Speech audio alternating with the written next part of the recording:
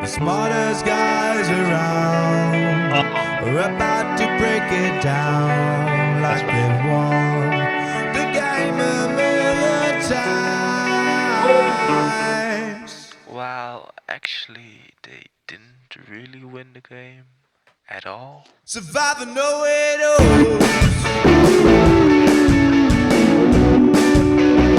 Survivor know it all.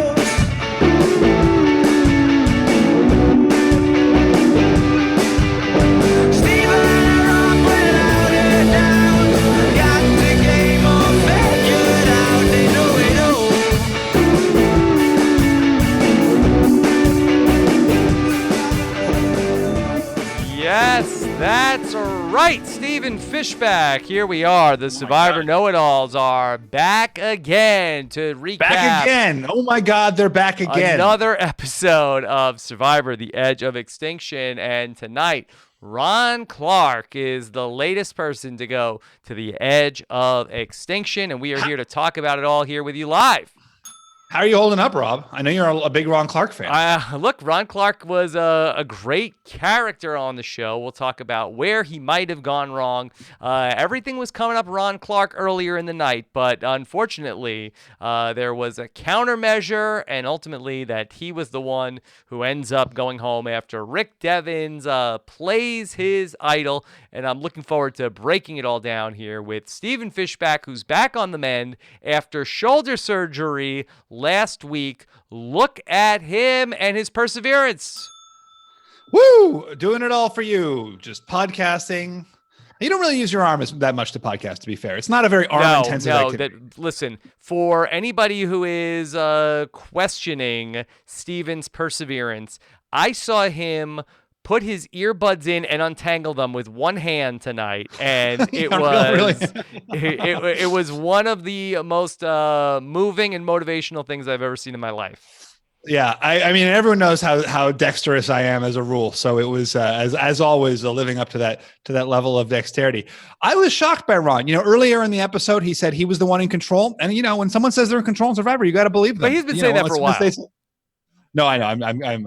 Yeah. You know, it's a kiss of death. Kiss of death. But it took a while to ultimately bite Ron Clark as he goes out here, and we are down to 6 before we get down to 5, and then probably back to 6 again here as we count down the edge of extinction. Lots to do here tonight. Already a busy night for me, Stephen, that I took over the Survivor Instagram, and oh wow, I was Instagramming away, watching on the Survivor Instagram account. Had my wife and kids helping me with that, and that was anytime you get to work with your family, it's a joy. Well, who is the most helpful family member? Dominic. Choose. Dominic was. Okay. Dominic was. He was the most cooperative of the family members tonight. He was legitimately pumped up to do it, and he was the only one, except for me. And it was a lot of fun. You can check that out. Of course, we are also going to be on right after the episode. We're going to switch over to FanCred, the FanCred app. Go to fancred.com to download if you want to call in and talk to Stephen Fishback and myself for 30 minutes after the episode, starting off at 10:15 p.m. tonight. You can go ahead and get on FanCred and get ready for us. And then on the fan line, call in and talk live with Stephen Fishback and myself at 10:15. Hashtag RHAP to get your tweets into the show here tonight. Got some great podcasts coming up as well. Dominic and Kellen from Ghost Island are going to join me on the recap tomorrow together. Yeah, 2-on-1. Oh, that's fun. Yeah, that's fun. That'll be a lot of fun to get into everything with them. And then the Purple Pants Badass Bryce Isaiah will join us for this week's feedback show. And Liana Boris will join us on This Week in Survivor this week. So a jam-packed week of podcasts again. Wow, that's pretty big. That's a big week. It's a big week. Okay. Yeah. Stephen, let's talk about what happened here, because I feel like that there were sort of like 2 reads on this episode tonight. Right. Well, first, so the one read is that Ron shouldn't have is the I'm trying to guess what you're saying. Yeah. Is the one read that like Ron screwed it all up by taking, but by winning the loved one's reward, he alienated Lauren and Victoria, and that was his downfall. What's the other read? No, I that wasn't really a major part of it. Do you mean Reed Donaldson? Is that yes, is this a shout out to Reed Donaldson? Like, damn it, Reed. Of course, that was the challenge from Heroes versus Villains. But it's almost like that you watch this episode and it's like, damn, Rick Devens. Wow, he did it again. But meanwhile, yes, he did save himself from elimination, but all of the heavy lifting for the elimination of Ron Clark was to the players that probably end up getting a lot more credit tonight. Yeah, I mean, fishy for Victoria. Victoria's a long-term favorite of mine, and I think that, Ron and Julie just assumed that the default plan would be Aurora because they were saying Aurora because Aurora was the default plan always. And I think as soon as you just get locked in on a plan, it opens the door for other people to make a move. And Victoria had that great remark. Like, I want to be the one who's choosing who goes home, not Rick. Like, we shouldn't just wait to see who Rick votes for and let that be the determining factor here at the final 8. So from her perspective, I thought it was really great to plan an insurrection. A little bit of confusion with the votes for those who are curious and missed it. So Gavin voted twice. Gavin did use Aurora's extra vote. So 2 of the Ron votes were from Gavin. Lauren also voted for Ron. Rick voted for Aurora, and then Julie, Ron, Victoria, and who am I missing? Julie, Ron, Victoria, and someone voted for Rick. So Rick did have 4 votes, and he would have gone home. Oh, Aurora. I'm sorry. Obviously, Aurora is the last person. So Rick, Aurora. No, sorry. Ron, Julie, Aurora, Victoria voted for Rick. And what I thought was incredibly genius about this is that Victoria, who came up with the plan to blindside Ron, is voting for Rick. So she's actually voting with Ron and Julie. So in the case that Rick doesn't have an idol and Rick does go home, she hasn't pissed off Ron and Julie. It's Gavin and Lauren who have pissed off Ron. Now, does this now end her streak, though, Stephen, of voting for the person who went home every single time? Do you still? I mean, she came up with a plan. Well, it was her plan. Yeah. No, interesting. And I thought that this might have been Victoria's best episode of the series for me. And maybe the Aubrey vote out still might be tops, but this was probably 1 and 1B. Yeah.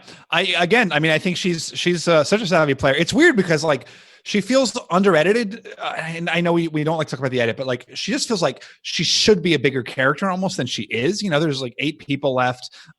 She's played such a smart strategic game, and maybe I can't tell, am I just a big fan and I want to see more of the character I'm rooting for, or do you think that we should have more Victoria than we do? I don't know. I mean, I feel like that she's probably played a social game and has not been overly strategic with the other players, where she's seen as somebody who just sort of piles in on the last second. And the stuff that we've seen her that's been very strategic has been sort of one-on-one in confessional. So I don't know necessarily what more there would be to show. I don't know. Just some mustache twirling, some scheming, being diabolical. We had some great confessionals from her during the Aubrey vote about how nobody should trust her. She seemed like such a big fun character. Yeah. I'm interested to know, Stephen, so that after this vote, how do you think that this next round of voting goes? That it probably is going to be the votes for Rick Devens again, who's on maybe a Driebergen-esque trajectory at this point. I mean, it really does seem like the only way that Rick is going to win is if he wins out. And although actually he really just has to win until the Edge of Extinction person comes back, because then that person will be a bigger target than he is. I also think that he could get voted out next week and then be the Edge of Extinction person again. That would be amazing. The double resurrection. That would be the true. Well, Ozzy did it journey. Once before, so there is some precedence for that. And also, Amazing Race Victor did the same feat in Big Brother 18. But for Rick Devens to get voted out and come back in, I guess it would be the equivalent of having immunity for the final 6. Yeah, I mean that's right. That's right. But you got to survive the final 6 again then. But so yeah, he's got a really long road ahead of him. He really has to basically win out, whether that's through losing and then winning his way back, or just winning consistently, or through some great idol play. And we talked about it a little bit with Nick last season. It's a little bit easier now to do that with the fire making challenge being there. Right. He would still need to get through 3 rounds one way or another, where or he has to get through 6 and 5, and then he's in it potentially at 4. I don't know if Rick Devens is going to be a natural at the fire making. I guess he could also lose at 6, come back, but then he has to survive 6 at some point. Well, but also even just the politics of the fire making, I do feel. Well, I guess no one's going to pick Rick to go with them, so maybe that's not the case. But the edge of extinction factor does seem to help him. If there is, it sure seems like the jury is rooting for Rick Devens. Yeah, they did tonight. I felt like, it was wild, that scene in the jury. It seems like that Ron was very unpopular with the jury. I saw even Kelly Wentworth cheering at what Rick Devens was able to do. Yeah, it seems like everyone was Team Rick, and I do think, thinking about the jury for this season, I do think, I was talking about it earlier with Colin Stone, like, how is the edge of extinction going to affect the jury's perspective? And we were kind of saying that, because at Ponderosa, when you're at Ponderosa, you have the ability to kind of go off, be yourself. You're eating food. You're like engaging with your own activities. You're listening to your own music. You're reading a book. So you're like more establishing your own identity, like away from the group. But they're living, when you're living all together at the edge of extinction, I really think, as much as groupthink is a huge part of every Survivor season with the jury, I think it's going to be an even bigger part this time. So, I'm not surprised that they're all kind of like, they've all kind of glommed onto one person whom they're all rooting for. Yeah, it's interesting that that's the case. I think that something that we talked about a lot coming out of Survivor 35 was sort of the idea of a lot of theatrics at Tribal Council and how much that impacts the jury, because that's what the jury gets to see, as opposed to somebody walks in, like Chrissy walks into the jury, like, oh, Chrissy won immunity again. Okay. All right, well, we didn't see that, but here's, Rick Devens plays the fake advantage that Ron gave him, really rips into Ron and Julie in front of the jury. Then, voila, here's a real idol. I'm playing this tonight. The jury is going nuts. Just in terms of the idea of, your resume. What is the jury seen? Stuff like that. Rick Devens has been probably the best person on the entire cast at that, and I don't think it's close in terms of theatrics at the Tribal Council that have been effective and also seem to have resonated with the jury. Yeah, and obviously that speaks to his incredible poise on camera, right? Just from his training and this being his profession. Whether he's learned those skills because it's his profession, or it's his profession because he's innately great at that and just kind of really able to think on his feet quickly. But he really is able to milk every moment, like that great line tonight. What was it? Where like he was like, "Let me." I could end all of the speculation, but I'm not going to. What was that line? Yeah. I won't. Yeah. Because I'm having a lot of fun. Yeah. It was just such a great, he really, like, his timing is just so on point. And, people who really, I tweeted today about how much I love Rick Devens. I certainly heard from a lot of people who feel otherwise. And the things that I love about him. Big mistake. Yeah, expressing any sort of preference in any capacity. Mm-hmm. But I think the people who don't like him, and that's the great thing about about being human. We can all love different things. But that's the people who don't like him, that's the great part.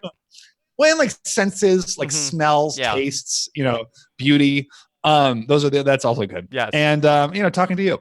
Couldn't do it if I were a cow. Okay. All right. Yeah. So moving forward from this. Okay. Moving forward from this. So Rick Devens seems like he is dead man walking, but also feels like that there is more to him. He is like he still seems like he has a destiny in this game. Yeah, it doesn't. It's hard to say with someone like Rick because he's so funny and he just gives such great sound bites. It's like how much of his story is just is like this like destiny that he has versus like how much is it that he's just a phenomenal character and you would always give that guy airtime. Mm-hmm. Yeah, it's just compared to the other 5 people who Ron Clark was the other person who was on the show where that we've seen a lot of him. The other 5 people that are in contention, Julie, Aurora, Victoria, Lauren, and Gavin, are people that we really have not gotten to know well over the course of the season. So it really is Aurora, maybe. Aurora? Aurora. Yeah. I mean, we've hardly seen that much. I mean, where Rick Devens is one of the most visible people from this season, and the other 5 are all people who have been, certainly in the bottom half of visible characters in the show. Yeah, no, it's true. And I do think Aurora has gotten a little bit more over the past couple of weeks. But it is really true that basically all of the high profile characters have now, except for Rick, have now left the game. Mm-hmm. I mean, yeah. So it's like it's you got to wonder. I mean, I guess next week has got to be all about Rick, and then you get the finale and whatever happens there. Steven, I want to talk about Ron Clark and a couple of things. I guess we need to touch on the family visit, but before we get there, let me ask you about when, in the opening of the episode, Ron gave his expired idol menu or his advantage menu to Rick. Did you think that was a good move? What did that buy Ron? I mean, Ron's logic in that moment, right, is Rick will rest easier if he feels like he has an idol. And I don't think that's fake. That's false, right? If Rick thinks he has an idol, maybe he will be less likely to go looking for an idol. Therefore, he will be less likely to find an idol, and therefore he will be easier to eliminate. Now, that obviously ended up not being the case, but if you're on Survivor and you have like any slight edge, why would you not use it? Well, so the one big reason not to use it is the reason that Rick basically said, like, why humiliate me when I'm on my way out the door? Not just because it's like a mean thing to do, because like you're sending someone to the jury after humiliating them and making them super salty about it. Mm-hmm. Yeah. So I don't know. I'm on the fence. I mean, does the pro outweigh the con? Yeah, probably. I'm sorry. Does the con outweigh the pro? Probably the con outweighs the pro. Yeah, I don't think there's that much to gain from it. I can stand corrected. We have seen people use fake idols in various ways, but it was something that came up last season as well with Angelina, and where she ended up planting the fake idol with Allison. It was one of the reasons that Allison was especially annoyed. She felt like that Angelina was trying to embarrass her in the same way. And Angelina did not feel like that was the case. So I don't know necessarily. We saw it with Nick and Christian as well, where it ended up then working to some degree, where Christian did not end up going to go look for an idol because he thought that Nick had found the other idol, but it ended up creating distrust between Davey and Nick last season. So you're really playing with fire with that stuff. Yeah, and it does seem, I mean, when you're out there and you're playing the game and like you're kind of having fun with it, the instinct to do it is very acute. I get it. Like it's kind of like a fun little devious thing to do. I mean, you've got those are long days. But I think that Rick Devens also probably, and maybe he did think this and we didn't see it in the episode, but I think that if you're Rick Devens and Ron has given me a idol advantage for no apparent reason, he just voted War Dog out, and there's no good reason why he did this. I think that Rick, if he really thought about it, could deduce this is a trick. Right. And he did seem to be pretty suspicious about it. I mean, even in that moment, he said, there's zero reason for Ron to give this to me, very acutely aware of that. And then later on, he says, if this is a real thing from Ron, he asks Ron and Julie again by the well, like, is this really real? So it seems like he doesn't totally buy it. And obviously, smart move for him to play that first and see what happened before playing his other thing. But, Rick voted Aurora. Rick went with Ron's plan. So he was giving Ron the benefit of the doubt as well. So it was, trust but verify. Okay. So in the family visit, is it as simple as to say Ron Clark should not have won that family visit? Are we back on board with this has not been something that has come back to bite anybody in a while? Do survivors have no business winning the family reward? It's just like such a hard thing, right? Where it's like you have so much emotional stakes like tied up in seeing your family member. Not to mention just winning food, like winning any reward is so useful. I am typically in favor. I know that everyone says like the sort of like generic strategic advice is you shouldn't try to win rewards. I don't really buy that, but I do think with a family visit, because it is so personal and people just take it so personally, it did Ron go home because he won the family visit? I don't know, but it makes it that much easier for both Lauren and Victoria to say his name when after he doesn't take them. What's your take here, Rob? I don't think we've seen it burn somebody in quite some time. I'm trying to think of the past winners of the the family reward and who they've selected. Brenda. Well, I mean, it ended up, yes, that was the one where, but that was Survivor 26. I mean, this is 12 seasons ago. And maybe there's another person along the way. I know that they haven't had it necessarily every single season, but it does seem as though, and maybe the chat can point, it's been a minute since it really burned somebody.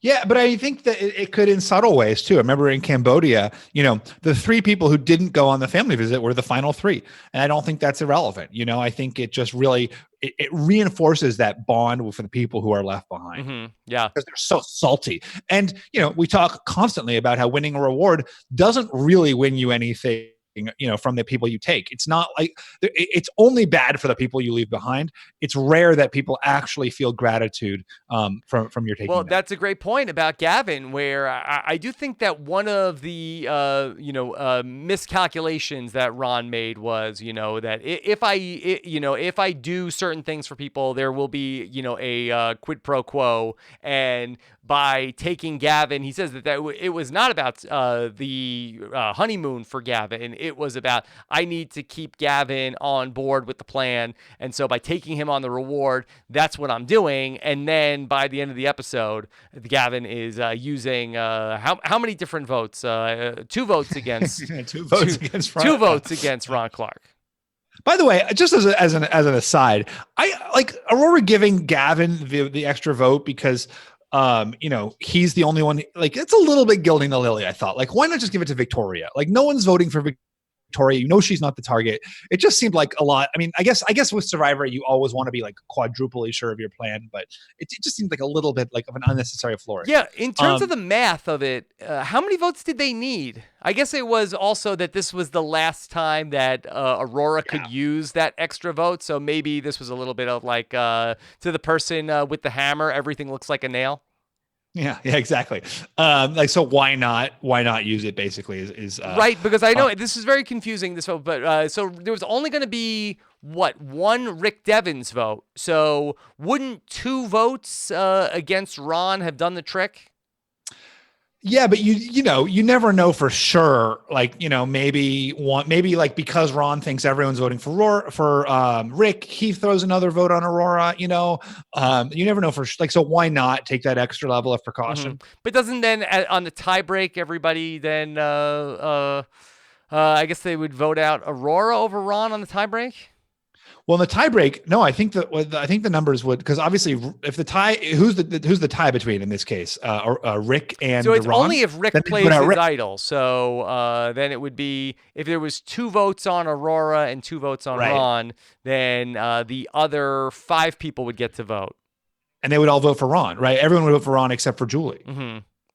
Okay, because obviously Rick would vote for Ron. Yeah, so that's a point of that they didn't need as many votes.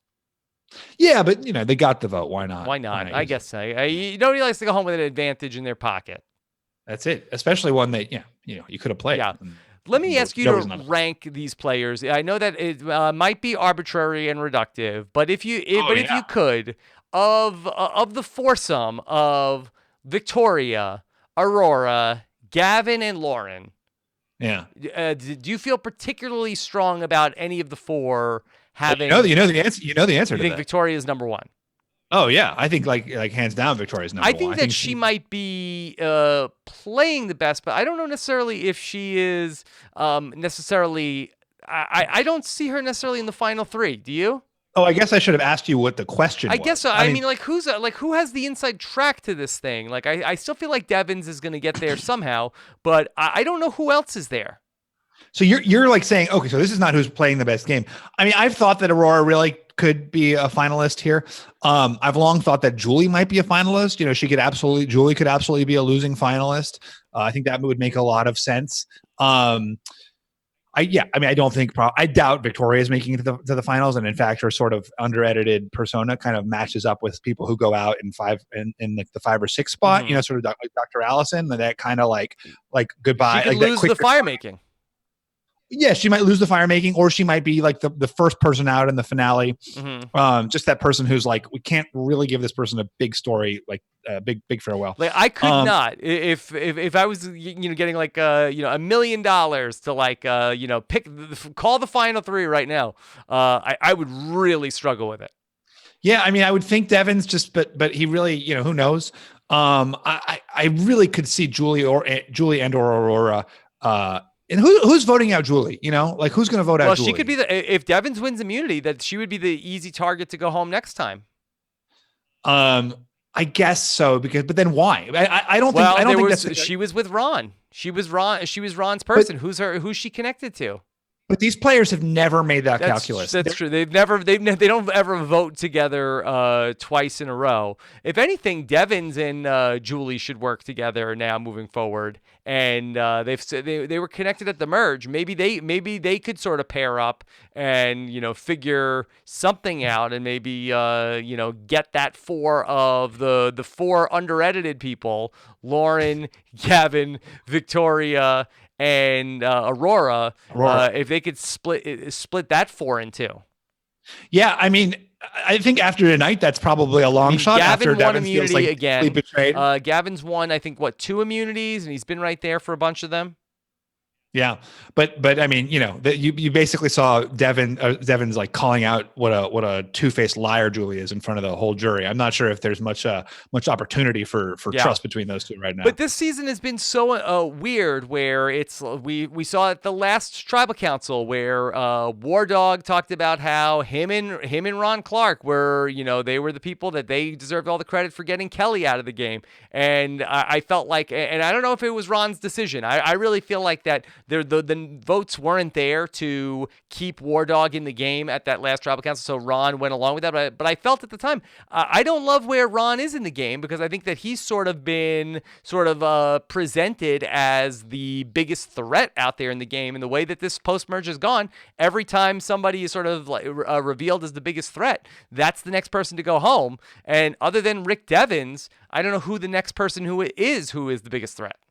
Yeah, I mean, I think Rick is going to be the biggest threat. Probably will go out next week, unless he gets some magic power from Edge of Extinction. Well, I mean, he could. He's been good in the immunity challenges, and he's also been proficient at finding the idol now. So he has a lot of outs. Yeah, he's got some outs for sure. And then whoever comes back from Edge of Extinction is the biggest threat, right? So that's it's whether or not they get Rick out. Like Rick is the biggest threat next week, and then the subsequent week it will be Rick and the person from Edge, or just the person from Edge, who also might be Rick. But I mean, it's true that there really hasn't been alliances. It really is the inverse season to Ghost Island, where in Ghost Island you just had so many people protecting the 2 most dominant players who just were never in danger at all. In this season, anyone who shows even a small like soupçon of dominance is immediately voted out. Yeah. Okay. You're trying to get me to start Googling things as we're doing the podcast, aren't you? Yeah. So I don't know. I mean, in terms of I don't see. I mean, Lauren has a lot of quotes about fire, and so it's very. I mean, I don't know if that's like foreshadowing. I just did one about her dad.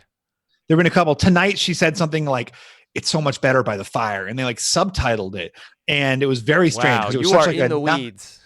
No, but it was such a nothing quote. And look, like 9 times out of 10, this sort of stuff doesn't lead anywhere. But it was just such a weird quote for them to subtitle that I thought like there has to be some kind of significance to this. So I think. Go ahead.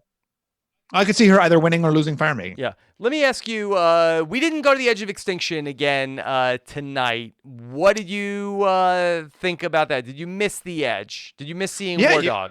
Oh my God, we were promised you're going to get it tomorrow at the end You of bet last your rear episode. end that we're not going to see anything from Edge of Extinction next week, War Dog. Yeah, exactly. I was. She said you're going to get it in the morning. I was looking forward to that. Yeah. But I do like that Reem gets gets the final word on every episode. I like that. That's the new thing. Yes, that's good. I was glad that don't call me a sadist, but I was glad that they did not get loved ones at the edge of extinction. Oh yeah, no, that would have been there would have only been one person, right? Oh, you think they would have flown out all the loved ones? Well, I don't know. I don't know, but I feel like that because they in the original Redemption Island season, they did have like at least like the possibility of the people on Redemption Island getting their loved ones visit. I'm glad that was not on the table. Yeah, I agree. Like it's supposed to be like the extreme of human suffering, and it already seems like summer camp. It would be worse if like their family members were showing up. Okay. All right. We're going to get to your questions. First, let me take a moment and thank our sponsor here tonight. Mother's Day is around the corner, Stephen, and Sunday, May 12th. And if you haven't gotten your mom something special yet, did we see any moms on the loved ones visit? I think it was a no mom loved ones visit. Yeah, it was dads. Lots of dads. Don't be like Survivor and forget all about the moms because Mother's Day is coming up and you can't go wrong with flowers. And friends of the show, FromYouFlowers.com has a fantastic deal right now for the Rob Has a Podcast listeners. If you go to From You Flowers, that's from YOUFlowers.com/Rob, you could send 1 dozen mixed roses for $19.99. And if you really want to make an impression, do 2 dozen mixed roses and a free vase for just $10 more. That's $29.99 for that big arrangement. 24 roses and a free vase delivered in time for the mother of all holidays at FromYouFlowers.com/Rob. Guaranteed freshness, an on-time delivery from the company awarded the highest customer satisfaction with online flower retailers in 2019 by J.D. Power. Dun, dun, dun, dun, dun, dun. You can't beat this deal. Order today. Supplies are limited, but order today. Supplies are limited. They will sell out. FromYouFlowers.com/Rob. Okay. Steven, let's start off with some questions. How about Mr. Paul Borges? Paul B wants to know, we all know Rob Sesternino has a podcast, but what we really need is a puppet show from him tonight on the Know-It-Alls. Thanks, Survivor CBS, for letting him take over your Instagram. Dude. Oh boy. Oh my God. This Reem, you're getting played by Ron Clark. Dude. Okay. All right. We don't need to do that. Is this, how many of these do you have? Is this what like most evenings are like in the Sesternino household? It's like Mr. Rogers. The whole cast. What do you want, Stephen? What do you think I'm doing in my spare time? Okay. I didn't think that. I really didn't. Yeah. Who do you need? You need David Wright? Like here. Oh, give me a good one. I want a good. For anybody who wanted to see David Wright tonight, this is what he still looks like. Okay. All right. Okay. James says, so what do you guys think of Ron's master plan to get Devens out? Did you agree with him about where he said he lost sight of the million in order to get Devens out, or no? Was Devens the right target for Ron Clark? Well, Devens is. I mean, I guess the only argument against Devens is that keeping Devens in the game is protection for Ron, which is true. But also, everyone wanted Devens out, right? I mean, it would have been a pretty tough sell for Ron to be like, guys, what we really need. I guess he was pushing the Aurora vote, pretty hard too. Mm-hmm. I don't know. What do you think, Rob? Well, it does seem like, and I don't know if there'll be anything to take away from this for future Survivor seasons, but anytime it's an easy vote, it does seem like that idle hands and IDLE hands come into play where people are like, well, this is too easy of a vote.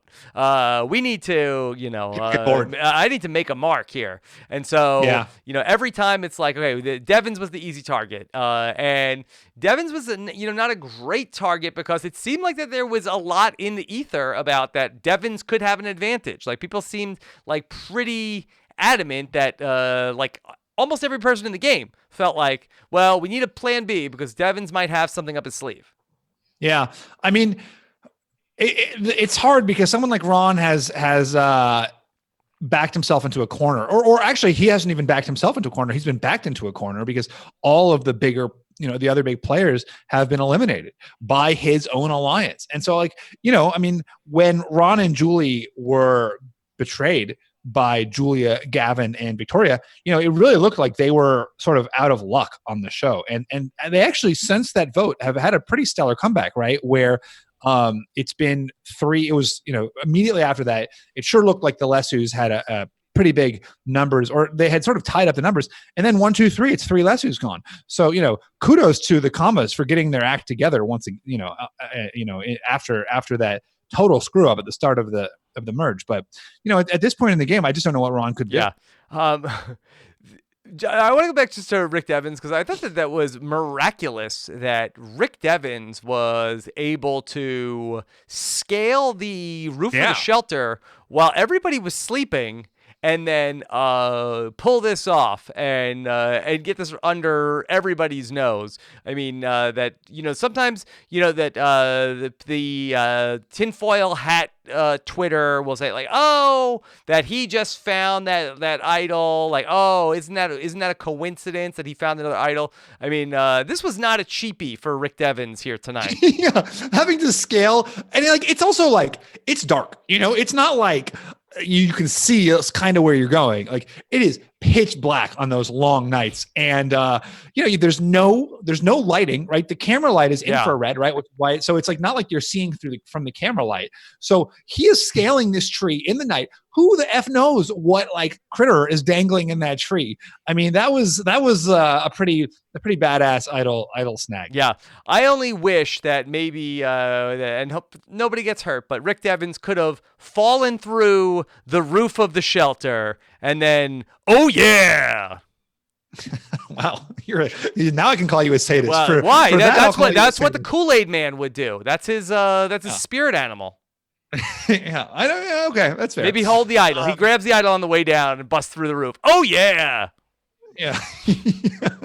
Okay. Let's take some more questions. Wyatt says, do you feel like there's anyone on the edge of extinction who actually has a legit chance of coming back and making a run at winning? They're starting to feel more and more like a regular jury now rather than a place a threat could come back from in the game. Steven, are your fishy senses tingling that somebody on the edge of extinction has a chance to come back?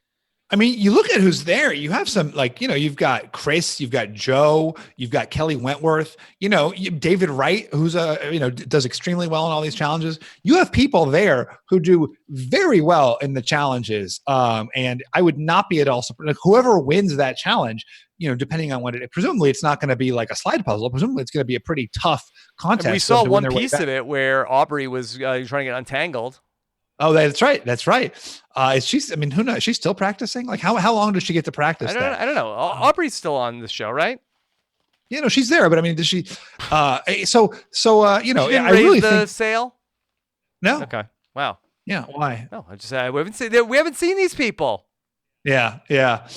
She gave Kelly a big hug last week. Okay. That was very emotional.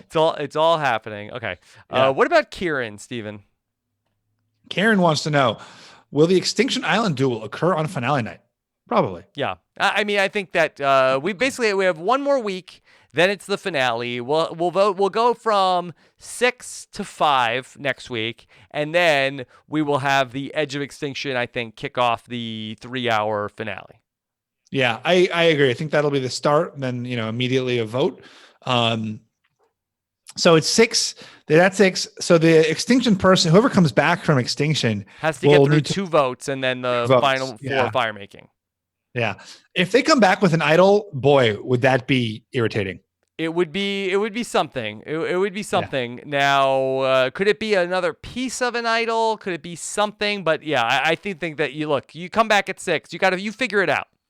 Yeah. Okay. I'm really hoping that's. I don't know how I would be able to conceive of the season of the Extinction Island person won, because it's like, what was the point of the whole? I guess it depends when that person went out. If so, it's someone like, if it's someone who goes out 5th and then they come back, it's like they were still a big part of the I don't know. Anyway. Yeah. Look, they have to also then do something when they come back in.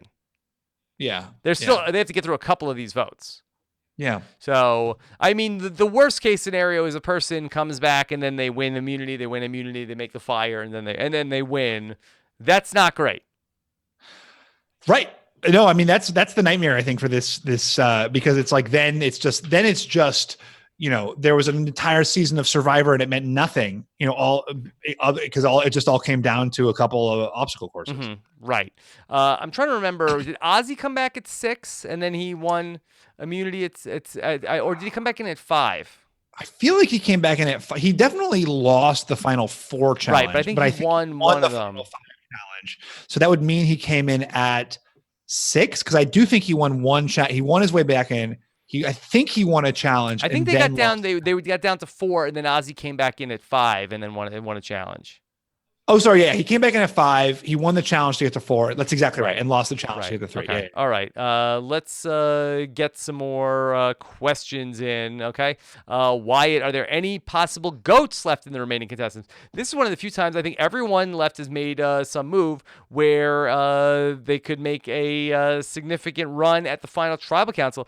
Steven, this is interesting because we talked about this on the show last week of goats. Oh, it's the goats versus pilots, and it's so many goats. I don't know if there's one person that is a guaranteed loser in the final 3.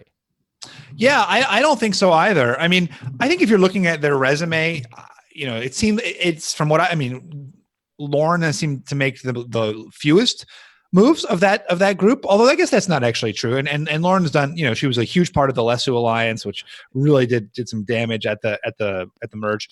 I think every single person there has really got the problem with the last 2 weeks where that group has really been, I think, sort of like the deciding factors these last 2 weeks. That to me, it's been so split among them. Like I know you assign the most agency to Victoria here, but Lauren did a lot, and Aurora did a lot, and Gavin did something. So totally. This is really, it's hard to sort of like pick one of that 4 and say this was 100% their move, sort of in the way that the War Dog got all the credit on the Kelly Wentworth vote. Even the War Dog vote, where Lauren was saying that it was her move. You had Julie talking about that it needs to be War Dog. Aurora and Victoria were in there too. So Gavin wanted blood from War Dog for that whole episode. So it has been very hard out of that group to pick one person out where we sort of say, like, okay, this was their move these last couple of weeks. Yeah, and I do think that most Survivor votes are really consensus votes. It's mostly things that happen through conversation. I have never really subscribed to the idea that just because someone like says a name first, that they're like the one who actually makes a vote happen. It really is all about sort of like who can muster the social forces. Okay. I agree. And especially, we haven't seen, it does seem like every one of them is really an active player and a really, engaged player. So yeah, I agree that doesn't seem like there's any real goats left in the game. And interesting. Okay. All right. Let's do one or two more questions. Thomas has a question. Was Devens' idol performance too dramatic, or was it just what the jury wanted to see? I mean, did you see the reaction from that jury? I mean, Julia was dancing. Yeah. I mean, I really do think that the jury likes, they're bored, right? Tribal council is like their big adventure. Like it's where keep them entertained. Steven, it's not just the players the jury's getting out of their seats and dancing.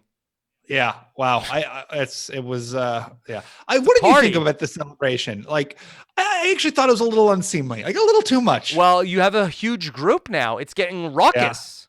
Yeah. I guess so. They're probably, it's a big group. I think you have a 9-person jury, which is like a bigger jury than voted in either of our first seasons, right? Oh yeah. I mean, it's as big a jury, until Cambodia was the biggest jury that they had. The jury now, I think, is equal to that of Cambodia, and we're still going to put 3 more people on it. Yeah, it's crazy. Steven, Survivor is like a pinball machine now. Survivor's like a pinball machine. It's like a roulette wheel. Do millennials and Gen Z know what pinball is? I don't know. That's a good question. Yeah. Probably. Is Survivor like pinball? No. Yeah. I mean, you can make any guess so. analogy. You're trying to work, keep the right? Like ball balls, up in the air for as long as you can. I guess so. mean- Nikki wants to know who's most likely to join a Rick Julie alliance and make the next tribal interesting. Can you see any of the I'm trying to think of a word to describe them. The under-edited four. Is there one of them that could flip to go to join Rick and Julie? I mean, maybe Aurora. Aurora has seemed like to be the most independent, the most sort of a. I know Ron voted for her, and her and Julie have no love lost. Yeah, that's right. She and Julie, but I don't think a Rick Julie thing would happen. I mean, like again, like Julie deceived Rick, and Rick is not like. I mean, it's not chess pieces, and Rick especially is someone who takes things personally, Maybe and he's Gavin. he's like an emotional guy. I feel like that Lauren and Victoria are connected now. Yeah, it seems like I'm with you on that. Yeah. I'm with you on that. Okay. All right.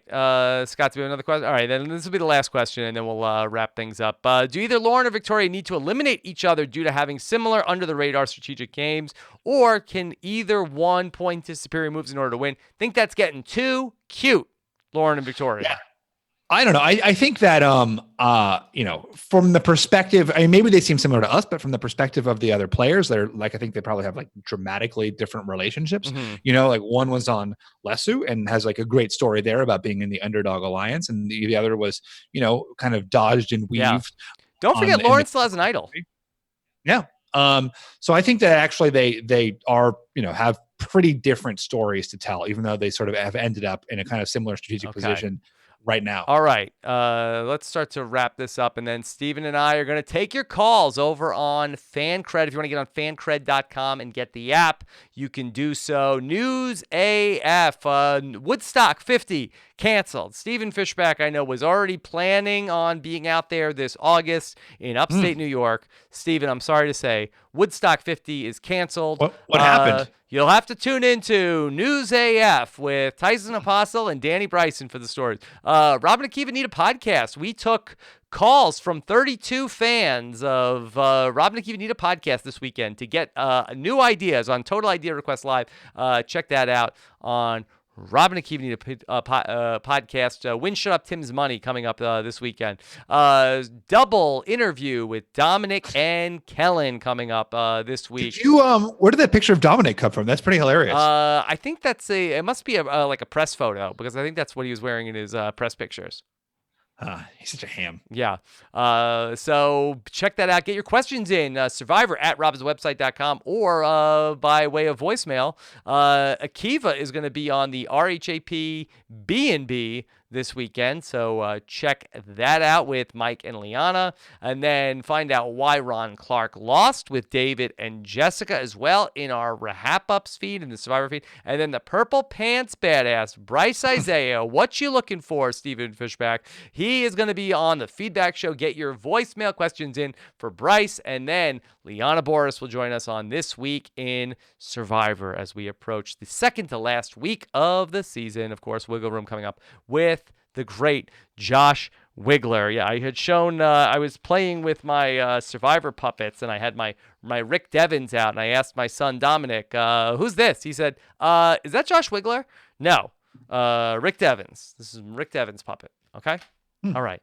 There you go. All right. Of course, all of this podcasting is made possible because of the support of the patrons of Rob Has a Podcast. To find out more about everything we're doing over there, go to robhasawebsite.com/patron. My life is to serve the patrons of Rob Has a Podcast. If you want to find out about everything going on, check out our 3-hour plus patron cast from last night, Steven, where I took phone calls and video calls from many of the people in our patron community. That's all in our patron podcast feed as well. robhasawebsite.com/patron. All right. It's such a great community. Like, I haven't spoken to you since the live know-it-alls, and we did Game of Thrones, but I haven't spoken to you about Survivor since the live know-it-alls, and it's so much fun. Every time it's so much fun, and it's such a great group of people who come out to those things, and largely patrons. Yes. Right? They are the best, Stephen. Yeah. Okay. So, of course, check out, Stephen. Is Paraphrase podcast on hiatus while you are recovering? Yeah, I actually recorded an episode. I just haven't been able to listen to it yet because I've been, I didn't have all of my faculties, and I didn't feel like I wanted to be editing a podcast. Okay, so well. fair enough. And of course, don't forget Steven and I live after Game of Thrones. You can check out the Snow-It-Alls on post-show recaps on Sunday nights. We'll be back again live. Super fun. After this week's episode of Game of Thrones, you can check out the latest Snow-It-Alls on postshowrecaps.com. And my feedback show with Josh Wigler should be dropping shortly as well. Take care, everybody. Thanks so much, Scott St. Pierre. We'll be on FanCred, the FanCred app in just a couple of minutes. Join us at 10:15. Take care, everybody. Have a good one. Bye.